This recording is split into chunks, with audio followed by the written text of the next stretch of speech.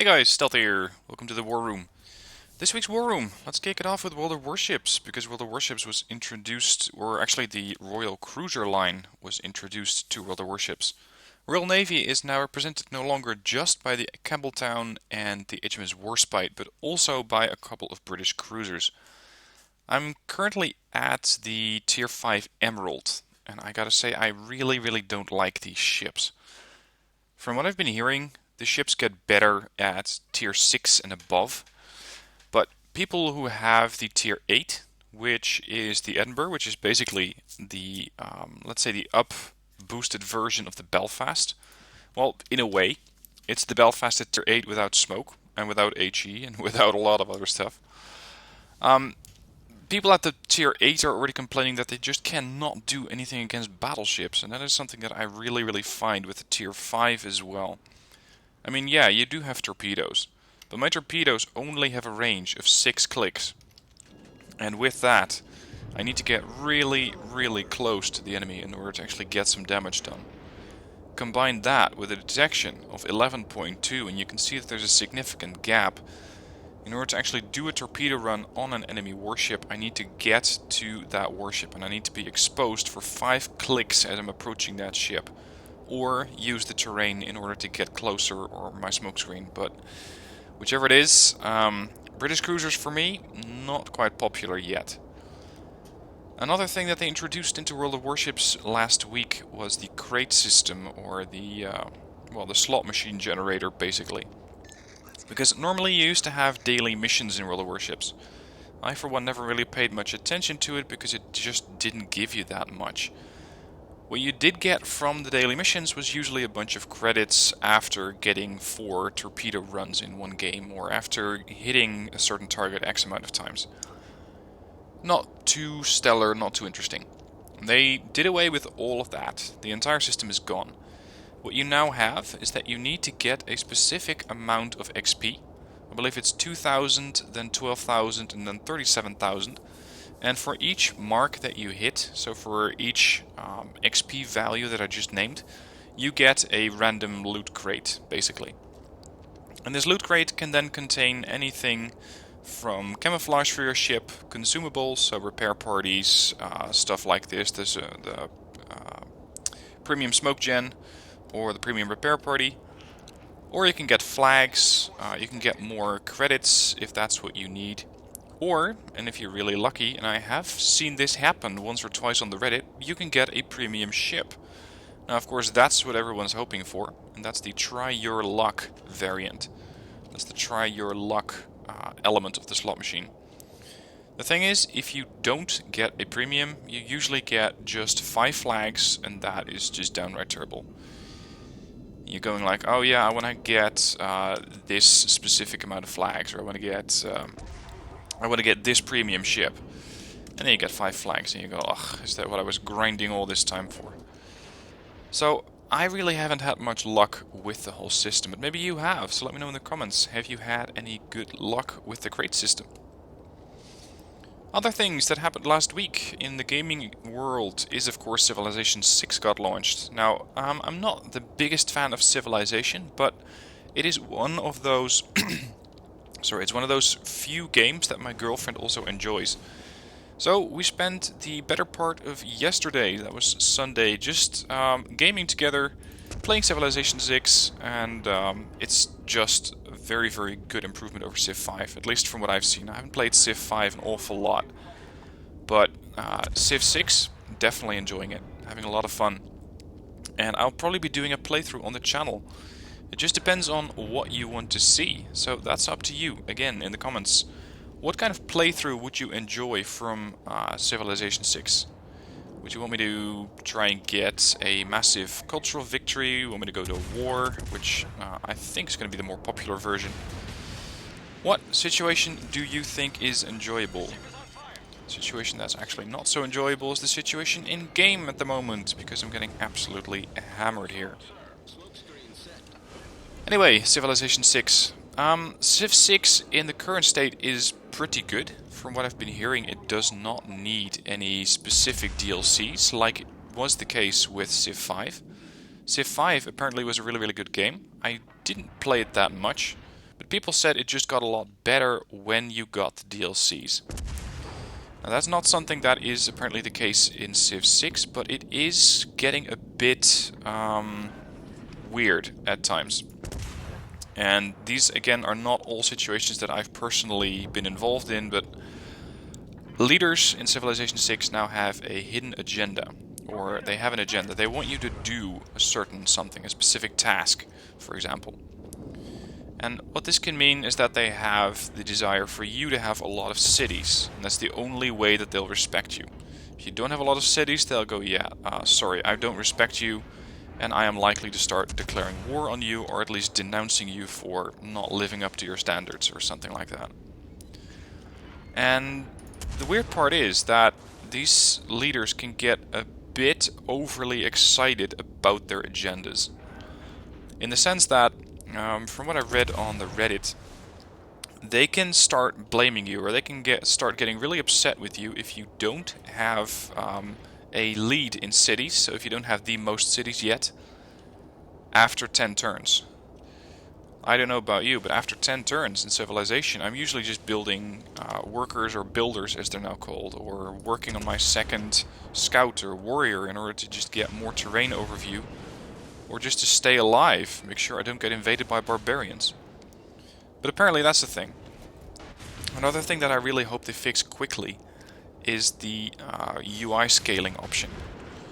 Because the way we play it is that we just have the game on the television, which is about 3 meters from the couch, and it is so damn hard to read the settings, to read the, well, basically everything when you're playing the game. So yesterday we just dragged the TV a whole distance towards the couch, basically. But the game has UI scaling, so it should be able to scale up its UI for specifically these situations. And unfortunately that feature just does not quite work yet. So I'm really hoping that they fix that thing soon, so that not just me, but also of course others who have this same issue can get it fixed and don't have to either play in very, very low resolution or have to go blind staring at the screen. That's for Civilization 6, and once again, let me know in the comments what you want me to do in Civilization 6, because I am going to be doing a playthrough.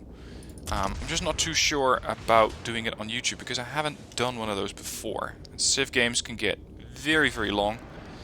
The closest thing that I have done to it would be the, I think, 15, 16 episodes I did on Stellaris. And Civilization 6 can easily get as long as that. Next up, I had my brother-in-law over for dinner last week. My god, was that a disaster. This may sound a bit terrible, but that guy is one of the most negative people I know. In the sense that he does not take responsibility for anything. Everything is someone else's fault, everyone is out to get him, everyone is the bad guy, except him. He's the victim. He's the one who is all happening to. He's the one who's constantly being done misjustice or injustice by the world, whereas the world should be carrying him on a silver platter. I don't know. For example, he started a company, and this was, I believe, a year ago. He started a company, and of course, every once in a while, and in the Netherlands it's every 3 months, you have to transfer taxes. Those are the taxes that are there for value-added taxes, the VAT. That's what you have to transfer every quarter. And of course this makes sense. I mean, this is what you expect if you start a company, right? But he was like, no, I wasn't expecting it. So he almost got a €5,000 fine from the government because he just didn't submit his taxes. And instead of taking responsibility, instead of going, okay, I start a business, so I need to off sooner rather than later. Instead of taking that approach, he went, no, why did no one ever tell me about this? That's what I call the victim mentality. That's what I call not taking responsibility. I mean, do you really expect the world at large to just tell you everything that you need to know? Is that really the way that this works? Because if it is, then I would rather gladly make use of that, I don't know, guideline. But for me, I for one need to figure out everything on my own. There is no one who's going to tell you what to do. And I think that he's still stuck in that high school mentality, even though he's 26 now. He's still stuck in that high school mentality of people telling you what to do, telling you whether you did good, you did bad, and own initiative is either not appreciated or not required. I just don't know what to do with him. It's pretty much led to a clash with my girlfriend as well, because throughout the entire time that he was here, which was only about 2 hours, he was saying such ridiculous stuff that I was just not going to respond to it.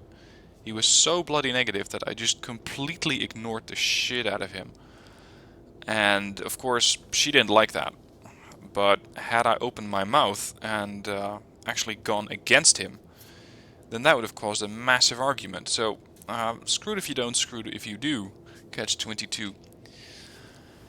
Anyway, do you have someone like that in your family? Someone who's always victim, someone who always has to be guided into stuff? Because, oh god, this is just... no. It's one of those people. They say that there are only... and this is Jim Rohn who said this, by the way. He said there's only 9 or 10 really nasty people in the world. And once you've met one, you can go, oh, I can handle you because there's only 9 of you left. This is basically the rule that, let's say, 1 in 100 or 1 in 1,000 people is really, really nasty. The others, you don't have to worry about that much. This is one of those guys that I worry about. Because he's, I don't know. I don't really see a way of improving his mentality. And it's causing him to get depressed. Which is causing my girlfriend to get depressed. And everything in between. So yeah, if you guys have any useful comments or any useful insights for that, then absolutely let me know. Because I, for one, don't particularly care about it, but I'm interested to see how you guys deal with those kinds of people. Anyway, as far as challenging my own beliefs, there's a link in the description down below of an article that I read this week. It's by Mark Manson, who's one of my favorite bloggers/writers. I mentioned him before. He also published a book lately, The Subtle Art of Not Giving a Fuck. One of his articles, or the latest article, gave the readers 3 different life skills or life lessons that you weren't exactly taught by your parents. Now, this may sound a bit woo-woo, but one of the exercises that he gives you there is that you need to accept that you're wrong every now and then. And the more often you're able to do this, the easier your life will become. That's basically the premise of it.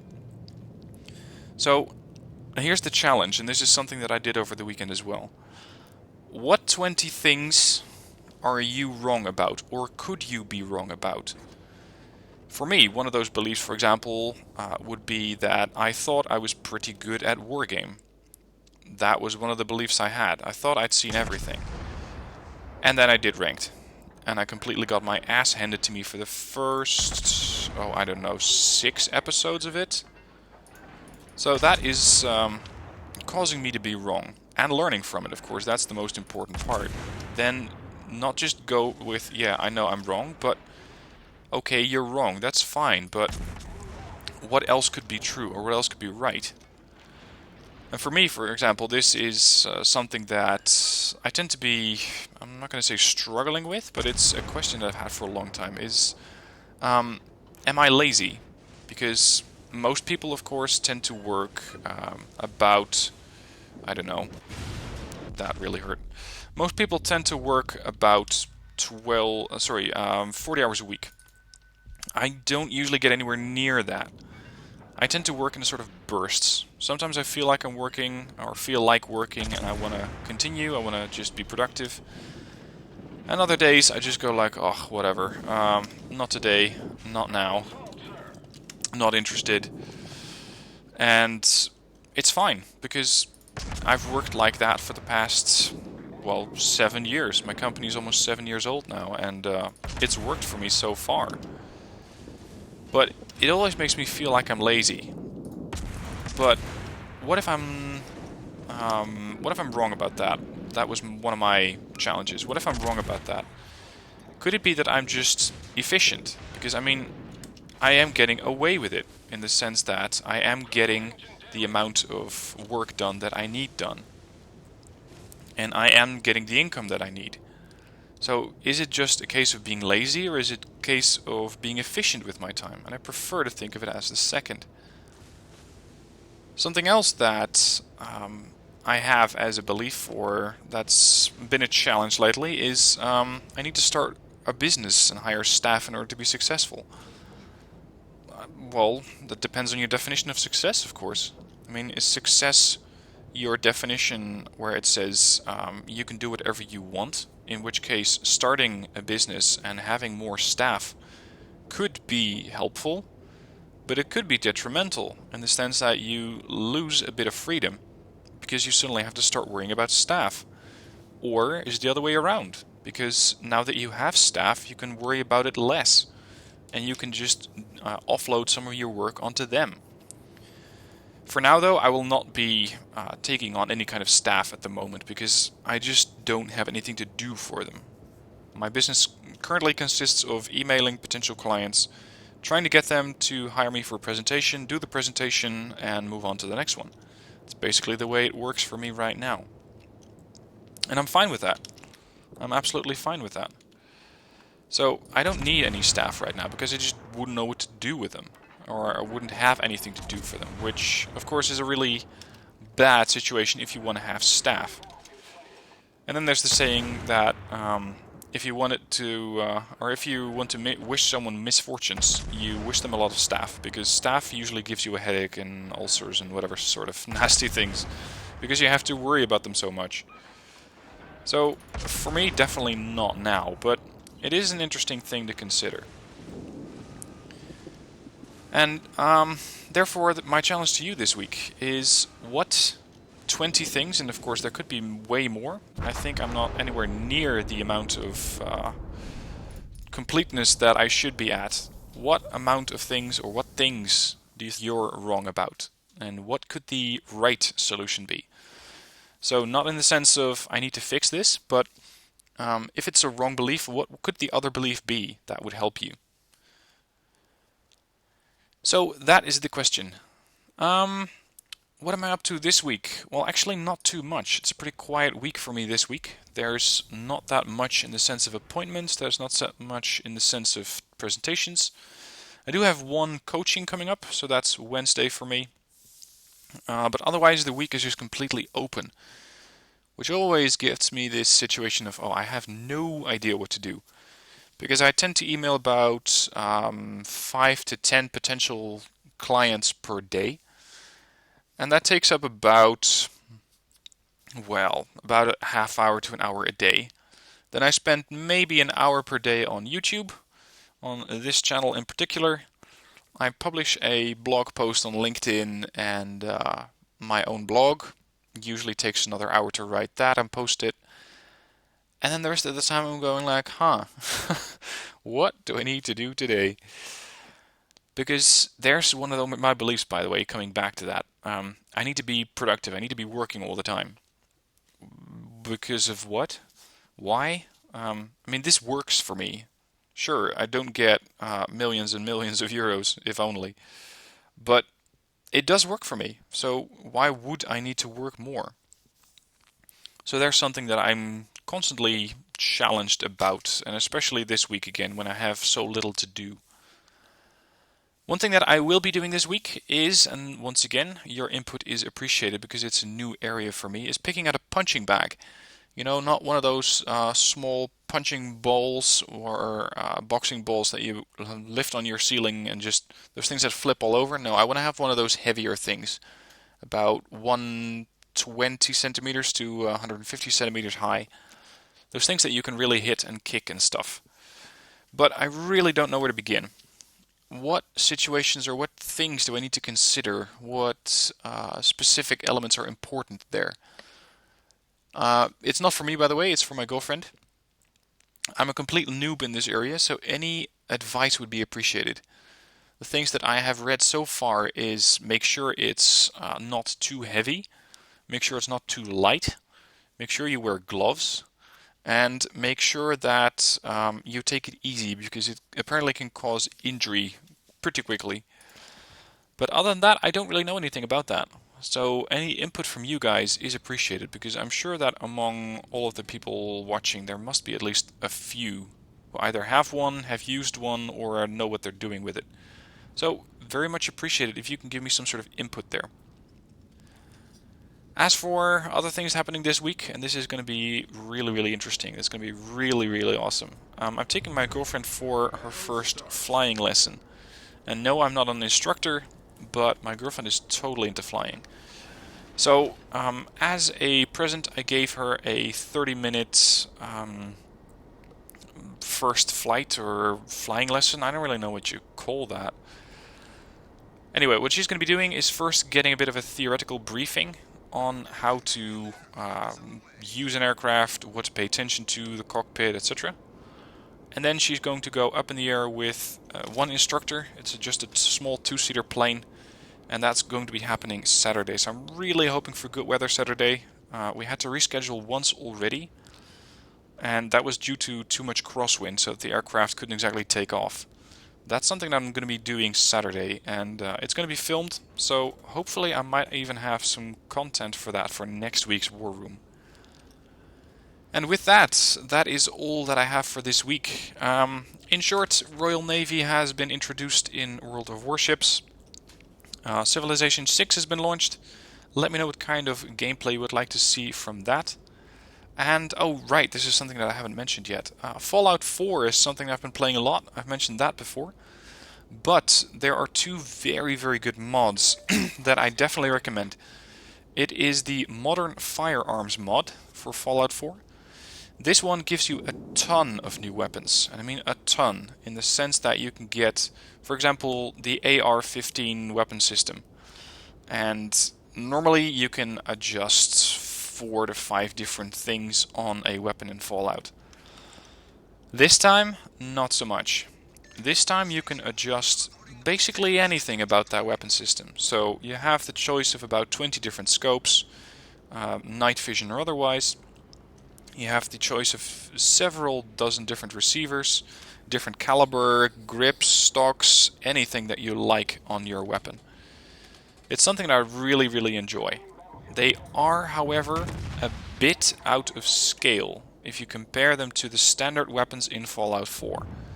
So if you are going to go for that weapon or for that mod, then make sure that you also download a patch, and I believe that is on the Bethesda.net system. That gives you, I think, 50% of the damage that is normally done by those things. Because if you give them full damage, then whereas you normally have, for example, a pipe rifle doing about, 20 to 25 points of damage, you're now going to have a weapon, for example a sniper, that does 250 stock. And that's without any kind of upgrades so far. So if you're going to use it, then by all means do so, but be very, very careful, because it's, without the patch, definitely overpowered. Another mod that I've been using is War of the Commonwealth, or War in the Commonwealth, and again I'll be using both links, or putting both the links in the description. This mod is, like it says, creating a war in the Commonwealth. In the sense that this time around you get a war inside the Commonwealth with all sorts of different factions that are being spawned in. Bloody hell, I'm absolutely terrible at talking and playing World of Warships at the same time.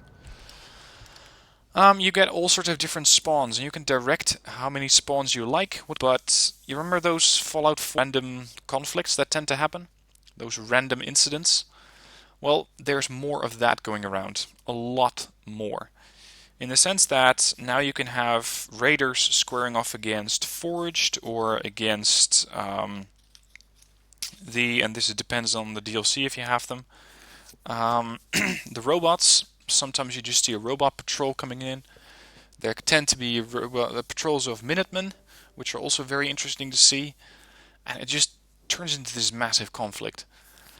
You can up or down the spawns as much as you like, but on survival difficulty that I'm playing on, you can take a long time traversing from one side of the map to the other side.